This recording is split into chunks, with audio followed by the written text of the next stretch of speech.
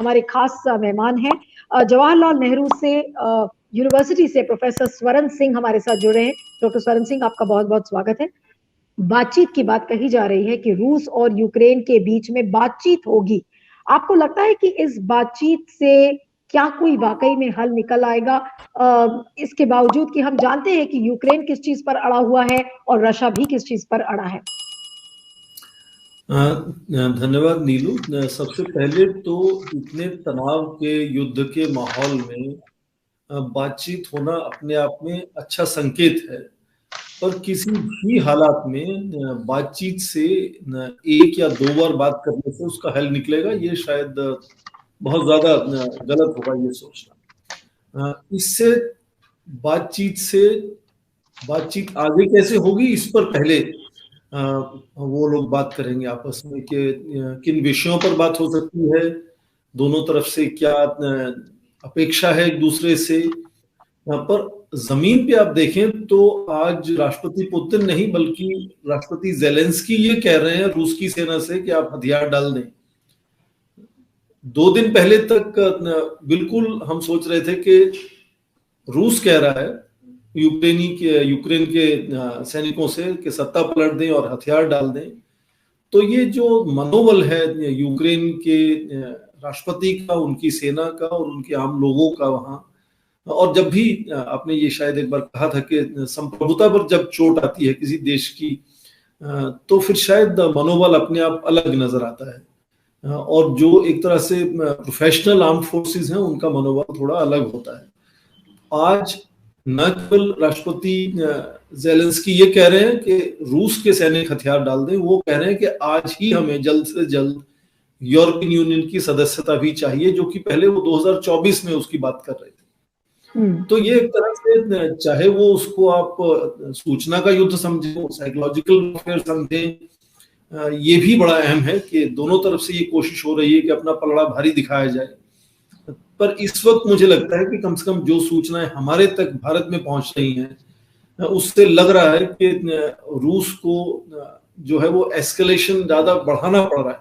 रूस की ताकत में कोई कमी नहीं है, रूस बहुत ताकतवर देश है, 8 से 9 लाख की उसकी सेना है। पर हमने देखा है इतिहास में कि किस तरह से अमेरिका को पहले कोरिया की वॉर से हार मानकर निकलना पड़ा, फिर वियतनाम की वॉर से हार मानकर निकलना पड़ा, और हाल ही में अफगानिस्तान में। उन्होंने नहीं कहा कि हमारी हार हुई है, पर पूरा विश्व जानता है कि किस तरह से उनको निकलना पड़ा है।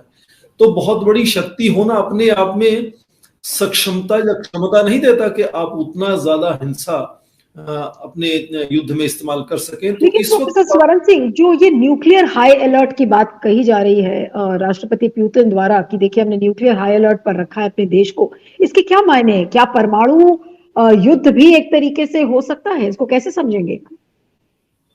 अभी तक ज्यादातर विशेषज्ञों को लगता था कि ये युद्ध 24 या 48 घंटे से ज्यादा नहीं चलेगा और शायद रुका रहेगा ये केवल उन क्षेत्रों में जहां दोनेत्स्क और लुहांस्क का क्लेम एरियाज हैं। जो फिर जब थोड़ी सी बात बढ़ी तो कुछ लोगों ने कहना शुरू किया कि ये दिनिप्रो रिवर तक जो पूर्वी हिस्सा है यूक्रेन का, वहां शायद इसका असर आएगा। पर आप देखें कि अब करीब 1 दर्जन शहरों में रूसी सेनाएं घुसी हुई हैं लगातार। केवल पहले चेचनिया पर उनका जो जाकर आधिपत्य हुआ वो हो गया, उसके बाद सब जगह आप देखें कि आसान नहीं है रूस की सेना को आधिपत्य अपना जमाना किसी भी दूसरे शहर में। तो उसके लिए मुझे लगता है कि ये परमाणु अस्त्रों की एक पोस्टरिंग की बात है, क्योंकि वो यूक्रेन के लिए उनको परमाणु अस्त्रों की जरूरत नहीं है। वो कन्वेंशनल वॉरफेयर से ही अपने दूसरे हथियारों के साथ, साइबर वॉर के साथ बहुत प्रभाव रूस ला सकता है यहाँ पर रूस को लग रहा है कि जिस तरह से पूरा विश्व इकट्ठा होता जा रहा है, यूक्रेन के साथ मिलता जा रहा है, तो उनकी चिंताएं बढ़ी है। इसलिए वो हिंसा को बिना रोक टोक नहीं इस्तेमाल कर पाएंगे वहां, क्योंकि फिर उसका जवाबदेही पूरे दूसरे विश्व के लोगों से भी मिलेगी उनको। तो इस वक्त जो है वो मुझे लग रहा है कि यूक्रेन का, चाहे वो आप सूचना युद्ध माने, पर उनका मनोबल बढ़ता हुआ नजर आता है। ओके। लेकिन जो यूरोपियन यूनियन और कनाडा ने अपने एयर स्पेसेस को लॉक कर दिया है रशियन फ्लाइट्स के लिए, और ईयू ने ये भी कहा है, यूरोपियन यूनियन ने, कि they will plan to finance the purchase and delivery of weapons Ukraine के लिए। तो इसको कैसे देखते हैं आप? मुझे लगता है कि ये सब ज्यादातर संकेतिक एक तरह से प्रावधान है। ओके। हाँ, लंबी दौड़ में इसका जरूर असर पड़ेगा रूस की एयरलाइंस के व्यापार पर, उनके दूसरे जो नागरिक हैं जाना चाहते हैं उनके बिजनेस के लिए या दूसरे कामों के लिए, तो यातायात में नुकसान होगा। और यहाँ तक ये रूस के युद्ध की क्षमता पर क्या चोट लगेगी इससे, उस पर ज्यादा चोट नहीं लगेगी। इसलिए ये एक अपनी तरफ से पोस्चरिंग होती है अलग अलग देशों की, चाहे वो फेसबुक की तरफ से हो, गूगल की तरफ से हो, स्विफ्ट की तरफ से हो, या देशों की तरफ से, अलग अलग देशों की तरफ से हो। जैसे अमेरिका ने कहा कि $360 मिलियन उन्होंने तय किए हैं कि वो साजो सामान पहुंचाएंगे के लिए। तो ये चीजें जो हैं वो अपने आप में सांकेतिक तौर पर तो अहम है, पर जो जमीन पर लड़ाई वहां चल रही है उसमें मुझे लगता है कि उसका ज्यादा असर सीधा नहीं होने वाला है। उस वक्त सीधा असर यदि लाना चाहते हैं तो इनको न केवल सेना और रक्षा सुरक्षा के साजो सामान की और कई तरह की मदद की जमीन पर यूक्रेन को आवश्यकता है, जो पश्चिमी देश दे सकते हैं। और उनका जिस तरह से शुरू से एक कॉशियस एटीट्यूड रहा है कि फ्रांस ने कहा कि वो इस पर सोच विचार करेंगे, जर्मनी ने भी शुरू में कहा कि बाद में हाँ कहा कुछ भेजेंगे, तो यूक्रेन एक सेक्टोरल डायलॉग पार्टनर के नजरिए से जुड़ा हुआ है नेटो से। तो मैं कह रहा हूं कि यदि आप इनको सीधी सहायता देना चाहें तो परिभाषाओं को खींचा जा सकता है, परिभाषाओं को बदला जा सकता है। ये कह देना कि वो हमारा सदस्य नहीं है इसलिए ना हमारे सैनिक वहां हैं और ना जाएंगे, इसका क्या मतलब है? इससे तो रूस का जो हौसला है और बढ़ जाता है। और ये जो न्यूक्लियर पोस्चरिंग तक बात पहुंच रही है, वो जाहिर है यही एक विश्लेषण है रूस का कि पश्चिमी देश सीधा इसमें युद्ध में घुसने वाले नहीं है। वो अभी अभी ताजा निकले हैं अफगानिस्तान से, वो इस तरह का फिर से कोई गलत कदम नहीं उठाना चाहते, इसलिए यूक्रेन ही हमारे सामने है। पर यूक्रेन का जो प्रोफेसर वरुण सिंह, जो आप ये पोस्चरिंग की बात कह रहे हैं, अविनाश गोडबोले एसोसिएट प्रोफेसर हैं जिंदल यूनिवर्सिटी से इंटरनेशनल रिलेशंस में, आपका बहुत बहुत स्वागत है सत्य हिंदी पर। जो बात पोस्चरिंग की हो रही थी, तो आज एक चीज और जो सामने आई है और उस स्टेटमेंट को आपसे समझना चाहूंगी कि जो यूरोपियन यूनियन की जो फॉरेन पॉलिसी है, जो फॉरेन पॉलिसी चीफ है जोसेफ बोरेल, तो उन्होंने कहा है कि यूक्रेन को आर्म सप्लाई करेगा अगर यूरोपियन यूनियन, तो this is one of the defining moments of European history. इसे आप क्यों कहते हैं कि ये एक डिफाइनिंग मोमेंट है यूरोपियन इतिहास में, कि आप आर्म्स को और जो हथियार है वो आप यूक्रेन को प्रोवाइड करोगे? तो ये डिफाइनिंग मोमेंट कैसा हुआ? आप इसे भी क्या पोस्चरिंग कहेंगे जो प्रोफेसर स्वरण सिंह कह रहे हैं, या इसे किसी और नजरिए से देखा जाए?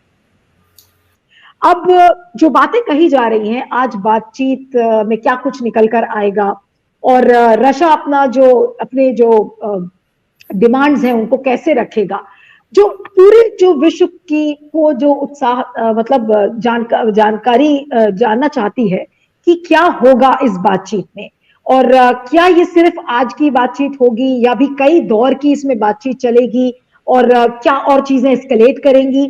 इसे कैसे समझे जो आज की बातचीत होगी? आज की बातचीत से यदि बातचीत का दौर शुरू होता है तो इसे अपने आप में सफल माना जाएगा। ओके। मैंने पहले भी कहा कि एक बातचीत में किस पर बातचीत होगी, किस पर बातचीत नहीं होगी, कब बातचीत होगी, कहाँ बातचीत होगी, कौन बातचीत करेंगे, इन सब मुद्दों पर आज बातचीत होने वाली है कि बातचीत कैसे की जाए।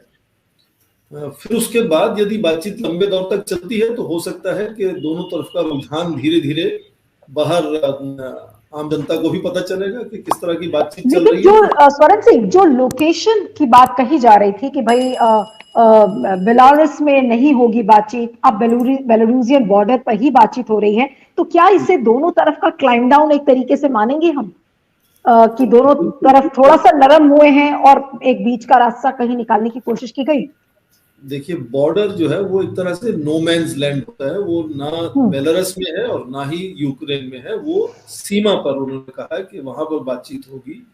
हालांकि जो राष्ट्रपति जेलेंस्की ने 5 देशों के प्रस्ताव को रखा था वहां नहीं हो रही, बेलारूस में हो रही है। तो दोनों तरफ से आपने सही कहा कि एक तरह से क्लाइंब डाउन है, और दोनों तरफ से लगता है कि ये बातचीत का एक दरवाजा खुलना चाहिए, इसकी कोशिश हो रही है और इसकी जरूरत भी महसूस हो रही है। पर हम बार बार ये कह रहे हैं कि जो सूचनाएं हम तक पहुंच रही हैं वो कहाँ तक ठीक हैं, कहाँ तक ठीक नहीं है। यूक्रेन से रोज समाचार आ रहे हैं कि कितने सैनिकों के विमानों को गिरा चुके हैं रूस के, कितने टैंक्स को खराब कर चुके हैं। अब ये सत्य भी हो सकता है, कहाँ तक सत्य है, इसीलिए आप देखें कि जो शोधकर्ता हैं वो सालों तक इस पर शोध करते रहते हैं।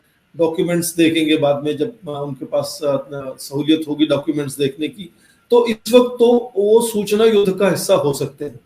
और बातचीत हो रही है, ये दोनों तरफ ने माना है, बातचीत सीमा पे हो रही है, बेलारूस और यूक्रेन के, ये भी दोनों तरफ से माना गया है। तो बातचीत शुरू होना अपने आप में मुझे लगता है एक अच्छा संकेत है। हाँ, बातचीत में भी कभी कभी इसकी जरूरत पड़ती है कि दबाव बनाया रखा जाए, इसलिए आप देखेंगे कि उसको लेकर भी युद्ध में तेजी आ सकती है, और उसमें युद्ध में आप देखेंगे और हथियारों का इस्तेमाल हो सकता है, क्योंकि वो प्रभाव लाना चाहेंगे कि हमारी अपनी बात किस तरह से मनवाएं। अब मैं थोड़ा सा आपका ध्यान, ये भारत की जो कोशिश है अपने नागरिकों को बाहर निकालने की, उस पर बहुत अच्छी बातचीत हुई अशोक वानखेड़े में और एम्बेसडर चक्रवर्ती में। उसमें शायद हम सब जानते हैं कि कोई भी इतना बड़ा जब अभ्यास होता है, प्रोजेक्ट होता है, योजना होती है, उसमें जरूर है बहुत सी खामियां रह जाती हैं। और दूसरी बात यह कि जो वीडियोस की हम सोशल मीडिया में बात कर रहे हैं, वीडियो भी हर तरह के वीडियो आपको सोशल मीडिया में मिल जाएंगे। कुछ वीडियो दिखा रहे हैं कि बच्चों को कोई यूनिफॉर्म में है वो उसको पीटने की कोशिश कर रहा है। कोई दूसरे वीडियो है यहाँ भारतीय कह रहे हैं कि हमारा इतना स्वागत हुआ कि हमारी कार में झंडा देखकर ही उन्होंने हम अंदर आने दिया, हमारे कागज भी नहीं देखे उन्होंने, तो भारत की बड़ी इज्जत हुई हमारी। इस तरह से सब तरह के वीडियो आप निकाल कर देख सकते हैं। पर उसमें मुझे लगता है कि आप आज ये सोचें कि और कोई विश्व में उदाहरण है इस तरह की, कोई और देश है जो अपने नागरिकों को, 20,000 नागरिकों को वहां से निकालने में पूरी एक जबरदस्त कोशिश में लगा हुआ है। कितने देश ये सब कर रहे हैं? जो सबसे ज्यादा विकसित देश भी हैं, उन्होंने केवल एक जारी कर दी सूचना कि हम अपने नागरिकों को कह रहे हैं कि 24-48 घंटों में वहां से निकल आए। भारत अकेला ऐसा एक देश है जो इतने बड़े संख्या में इतनी जल्द से जल्द कोशिश कर रहा है कि अपने नागरिकों को वहां से निकाला जाए। ये अपनी जिम्मेदारी समझता है और ये कई बार कर चुका पहले खाड़ी के युद्धों में। तो मुझे लगता है कि हाँ, एक हद तक सूचनाएं आ रही हैं जो भारत सरकार को देखनी चाहिए, उनको ध्यान देना चाहिए। पर भारत सरकार की ये जो एक कोशिश है अपने आप में इतना बड़ा आयोजन करने की कि 20,000 विद्यार्थियों को सरकार अपने खर्चे पर वहां से निकालना चाह रही है, उसमें जमीन पर गलतियां होंगी, उसमें कोई दो राय नहीं है।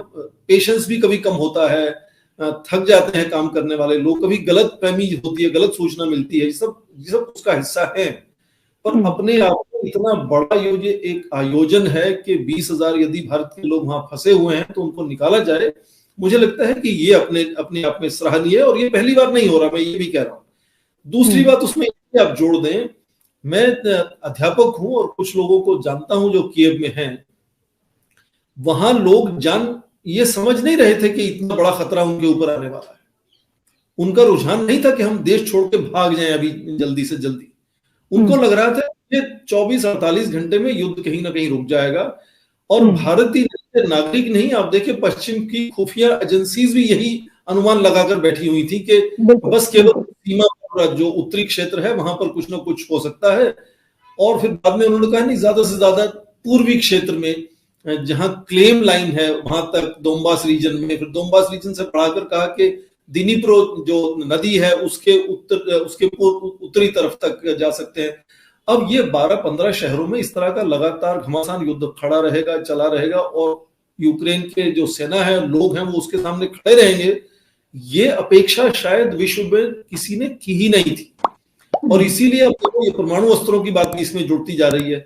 तो क्या उसकी अपेक्षा भी कोई कर रहा है? कोई उसकी अपेक्षा नहीं कर रहा है। तो यही बात क्या होगा स्वरण सिंह, अगर मैं आपसे पूछूं, और मैं इसके बाद वानखेड़े साहब के पास भी आऊंगी, क्या होगा अगर ये चीजें और एस्केलेट हो गई और रशिया अगर नहीं मानता है, यूक्रेन भी नहीं मानता है, तो क्या परमाणु युद्ध हम देखेंगे? जो एक विश्व ने जो सालों पहले देखा था, क्या उसकी ओर विश्व जाएगा? और क्या वो गलती ये दोनों देश करेंगे अपनी जिद के आगे? मुझे नहीं लगता बिल्कुल कि परमाणु अस्त्रों का सच में इसमें इस्तेमाल किया जाना चाहिए, क्योंकि ऐसा कोई आगे खतरा या चुनौती है नहीं रूस को जो इस बात को जस्टिफाई कर दे कि वहां परमाणु अस्त्रों की जरूरत थी। रूस के पास और भी कई तरह के, जिनको हम कन्वेंशनल वेपन्स कहते हैं, वो कन्वेंशनल वेपन बहुत ज्यादा हैं। बहुत से उनके पास हथियार ऐसे हैं जिनसे, ऐसा कहना बहुत खराब लगेगा, पर जिससे आप यूक्रेन देश को खत्म कर सकते हैं बिना परमाणु अस्त्रों का। लेकिन स्वरण सिंह, जब रशिया ये देखेगा कि $350 मिलियन की मिलिट्री एड अमेरिका दे रहा है, नेटो के जितने भी देश हैं वो हथियार पहुंचा रहे हैं यूक्रेन को, नेदरलैंड्स ने जैसे कहा अभी 2 दिन पहले की 200 डिफेंस रॉकेट्स वो पहुंचाएंगे, तो अगर इस तरीके की हेल्प आएगी तो जाहिर सी बात है कि चुनौती तो रशिया के लिए भी बढ़ रही है। और आपको लगता है कि रशिया पीछे मुड़ के देखेगा और कहेगा कि नहीं, मेरे से गलती हो गई, अब मैं जा रहा हूं? देखिए, यदि किसी को भी इतिहास में ये पता होता है कि ये फलां युद्ध इतनी देर तक चलेगा और इतना नुकसान होगा, तो वो युद्ध शुरू नहीं होता। युद्ध धीरे धीरे अपनी परतें खोलता जाता है और उसी में सभी राजनयिकों को उसी में निर्णय लेना होता है। और ये जो बढ़ती हुई एक तरह से बाढ़ है, जनरल असेंबली में वोट होने वाला है, पूरी उम्मीद है कि उसमें बहुत बड़ी मेजॉरिटी के साथ कंडेम करने वाले हैं देश इस तरह के आक्रमण को। तो ये जो विश्व में जो पूरी ओपिनियन, जो परसेप्शन जो बनती जा रही है, उसकी चिंता रूस को है। और शायद इसीलिए वो चाह रहे हैं कि किसी तरह से एक मुखौटा तौर पे भी चलो बातचीत शुरू की जाए, कि लगे कि हाँ बातचीत शुरू हो गई है, और शांति नहीं तो स्थिरता तो कम से कम लाई जाए। रूस की सेनाएं वहां 15 शहरों में खड़ी रहे महीने तक, 10 महीने तक, 10 साल तक, ये बात की बात है। पर बातचीत शुरू होने का मतलब ये होता है कि कम से कम स्थिरता का माहौल वहां आ सकता है, ऐसी उम्मीद की जा सकती है।